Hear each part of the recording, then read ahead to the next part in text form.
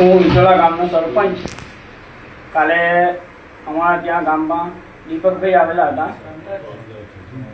કામ માટે રજૂઆત કરેલી હતી એમને કે તમને 25-30 લાખનું કામ અપાવીશ એવી રીતના.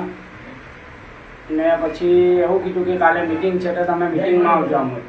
હવે મને એવી જાણ ના કરી હતી કે ત્યાં જઈને બીજું એવું બધું છે, આપણને ખબર ના હતી. ને અમે ત્યાં ગયા હતા પછી ખબર પડી અમને કે આવું બધું છે ને અહીંયા આપણે તો પહેલેથી કોંગ્રેસને જ વોટ આપીએ છીએ ને આપણે કોંગ્રેસના વ્યક્તિ છે, માણસ છે.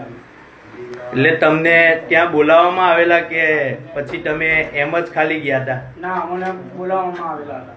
કોણે બોલાવેલા? દીપકભાઈએ. એવું? ત્યાં કોણ કોણ હતું? દીપકભાઈ ડીકે સ્વામી. તો તમે તમારા સ્વૈચ્છિક રીતે ભાજપમાં જોડાયેલા? ના. તમે ભાજપમાં જોડાયેલા છો, ફોટા વાયરલ થયા તો તે બાબતે શું કરશો? એ બધું ખોટું છે.